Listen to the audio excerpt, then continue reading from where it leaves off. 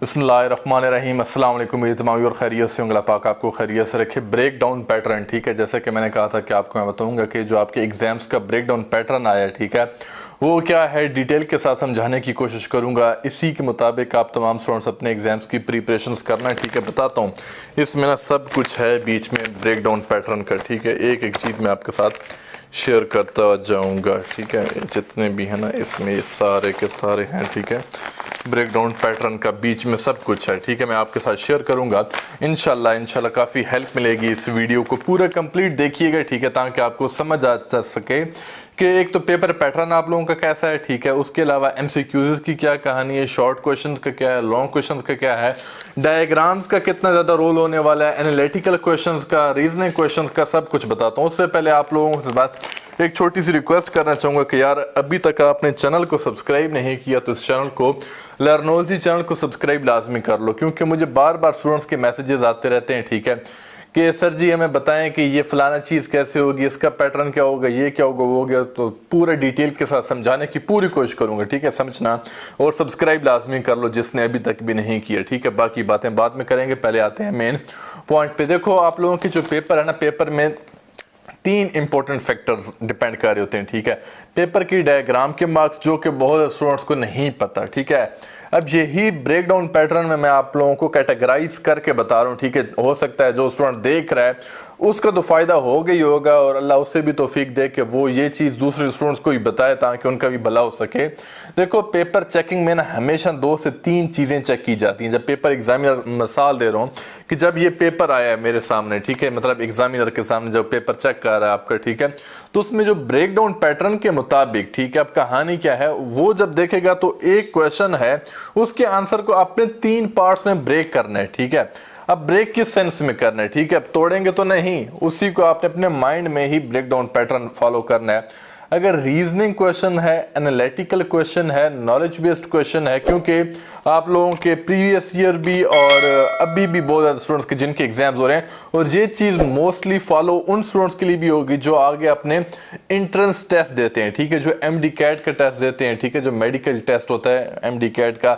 इसी तरीके से नीट के टेस्ट हो गई, जेई के टेस्ट हो गए, ठीक है। उसके अलावा अपना इंजीनियरिंग वालों की ई कैट के टेस्ट हो गए, जितने भी स्टूडेंट्स हैं, ठीक है। तो ये ब्रेक डाउन पैटर्न आप तमाम स्टूडेंट्स का अब फॉलो होगा, ठीक है। आप ब्रेक डाउन पैटर्न में आएंगी क्या क्या चीज़ें, आपको वो चीज़ें माइंड में रखें, ठीक है। जब भी आप लोग आंसर याद करें, कोई भी आपका सब्जेक्ट हो, चाहे आप फिजिक्स प्रिपेयर कर रहे हो, चाहे आप केमिस्ट्री प्रिपेयर कर रहे हो, चाहे आप इंग्लिश प्रिपेयर कर रहे हो, कोई भी आपका सब्जेक्ट है उसमें ये ब्रेक डाउन पैटर्न फॉलो होगा। और मोस्टली ये साइंस सब्जेक्ट में, ठीक है, जैसे कि फिजिक्स है, केमिस्ट्री है, बायो है, ठीक है, ये वाले जो मेजर सब्जेक्ट्स हैं साइंस से रिलेटेड, जितने भी आपके सब्जेक्ट हैं, इनकी ब्रॉड ऊपर कैटेगरी साइंस ही है, ठीक है। और जिन छोटी क्लासेस का भी अगर साइंस का जो पेपर है तो उनमें भी ये चीज़ फॉलो होगी।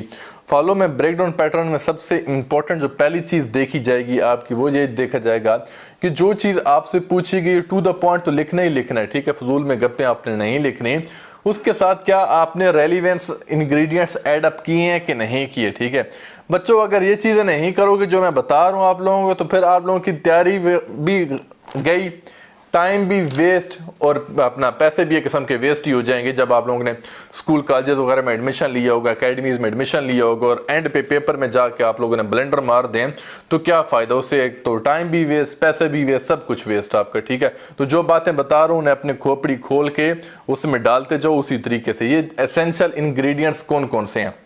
नंबर 1 है अपना डायग्राम, ठीक है। इसमें ब्रेक डाउन पैटर्न में डायग्राम आपकी देखी जाएगी। क्या आपने, मैं हमेशा से अपनी वीडियोस में आप लोगों को बताता था पहले भी कि जब भी एक क्वेश्चन अटेम्प्ट करते हैं उसका आंसर लिखते हैं तो आंसर के साथ डायग्राम जहां पे बनती हो लाजमी बनाया करें डायग्राम।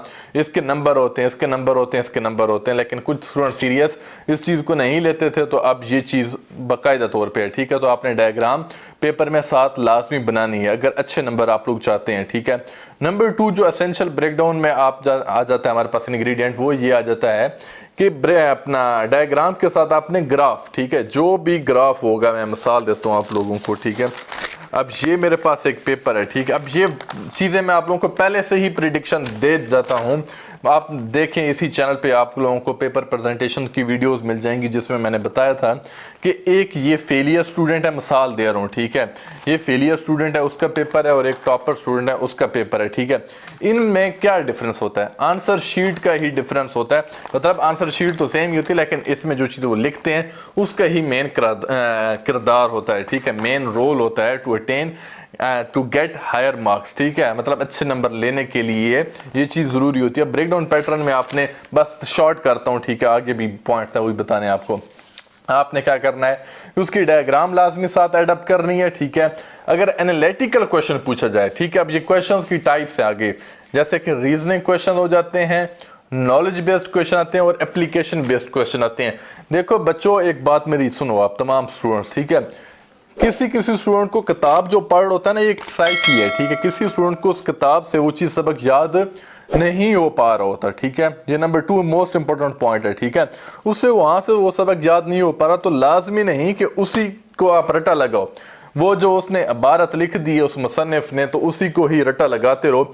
बेशक आपकी समझ में ना आए तो आप रटे पे लगे रहें, नहीं, ऐसा आपने नहीं करना, थोड़ा सा आपने अपना दिमाग इस्तेमाल करना है। आजकल तो यार दुनिया कहाँ से कहाँ बढ़ती जा रही है, आगे इंटरनेट का ज़माना है, वही टॉपिक आप लोग अपना गूगल पे लिखो, ठीक है, जैसे ही गूगल पे अपना लिखोगे फ़ौरन से गूगल पे वो टॉपिक लिखो, ठीक है, उससे रेलिवेंट चीज़ें 2 से 3 लाइनें आपने पिक कर लेनी है। क्या करनी है? 2 से 3 लाइनें आपने पिक करके वो चीज़ आप लिख सकते हैं पेपर में, और वो अगर आप टू द पॉइंट लिखेंगे, ठीक है, और वो एसेंशियल जो इंग्रेडिएंट्स मैंने आपको बताए हैं, डायग्राम आप लोगों ने देखने, गूगल पे जाओगे, इमेजेस में चले जाओ, ठीक है, वहां पे जो आपने टॉपिक लिखा हुआ है, ठीक है, मिसाल देता हूं, कोई भी केमिकल इक्वेशन आपने लिखा है, केमिकल फार्मूला आपने लिखा है, ठीक है, जैसे मिसाल के तौर पे आसान सा Newton second law of motion मिसाल दे रहा हूं, ठीक है, अब Newton second law of motion आपने गूगल से ले लिया, ठीक है, अब उसी के आप लोग इमेजेस में जाएं, वहां पे आपको इमेज भी नजर आ जाएगी, ठीक है, तो वो आप लोग देख सकते हैं कि हाँ यार ये टॉपिक है, ये है।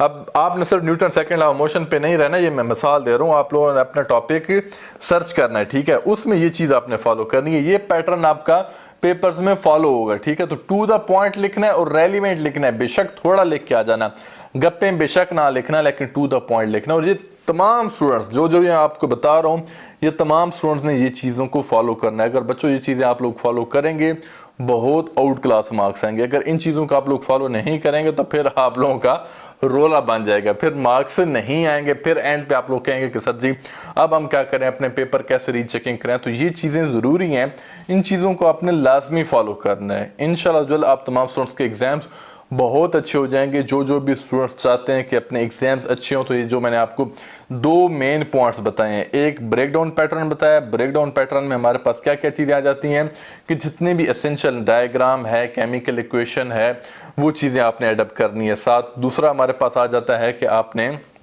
जो आपको दिया हुआ है, ठीक है, टेक्स्ट आपको दिया हुआ है, जो भी है टेक्स्ट, ठीक है, उसको आप लोगों ने गूगल वगैरह की हेल्प ले सकते हैं, ठीक है। और टाइप्स ऑफ क्वेश्चंस आपको मैंने बता दी। यहाँ जहाँ तक बात है शॉर्ट पैटर्न की, ठीक है, एमसीक्यूज़ की तादाद हो सकता है बढ़ा दी जाए, ठीक है। अब जो नेक्स्ट आप लोगों के एग्जाम्स हो रहे हैं, ठीक है, इसमें ये भी पॉसिबिलिटीज़ आ रही हैं कि जितने भी एमसीक्यूज़ की तादाद है हो सकता है बढ़ा दी जाए। और एमसीक्यूज़ सिर्फ ऐसा भी पॉसिबिलिटीज़ बहुत ज़्यादा आ रही हैं, क्योंकि जैसे जैसे सिस्टम आगे बढ़ता जा रहा है सब कुछ शॉर्ट फॉर्म में आ रहा है, ठीक है, चाहे वीडियोस की फॉर्म हो, जो बला भी हो, ठीक है। तो इसी तरीके से आपका जो एजुकेशन का सिस्टम भी है ये भी समराइज हो रहा है, शॉर्ट फॉर्म में आ रहा है। फर्दर हो सकता है एमसीक्यूज़ के जैसे जैसे अपडेट आएगी, प्रॉपर नोटिफिकेशन आएगा, तो तब मैं बताऊंगा एमसीक्यूज़ की कहानी में भी ऐसा भी पॉसिबिलिटीज़ है कि बिल्कुल 50-50 कर दें, कि 50% आपका ऑब्जेक्टिव हो जाए और 50% आपका सब्जेक्टिव उठा के दे दे, ताकि एक तो आपका ड्यूरेशन ऑफ टाइम, मतलब टाइम ड्यूरेशन भी कम लगेगा, आप लोग आसानी भी आप लोगों की। और जो चाहता है कि यार एमसीक्यूज़ पैटर्न हो, तो नीचे कमेंट सेक्शन में यस लिख दो, ठीक है। हो सकता है कि ये चीज़ें कोई देखे और उस पर भी तासुर पड़े और सारा एमसीक्यूज़ बेस आ जाए। एमसीक्यूज़ का फ़ायदा भी होता है और बीच में 1-2 ड्रॉबैक्स भी हैं, वो भी मैं आपके साथ शेयर करूंगा इंशाल्लाह नेक्स्ट वीडियो में, और बहुत कुछ आपके साथ मैं शेयर करता रहूँगा।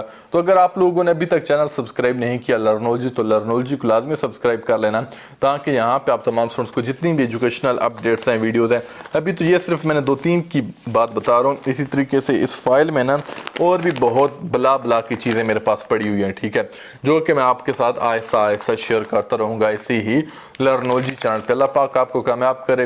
नीचे कमेंट सेक्शन में आमीन ज़रूर लिखें। अगर अभी तक भी वीडियो देख रहे हैं तो अल्लाह पाक कामयाब करे। Thank you so much. Allah हाफिज़।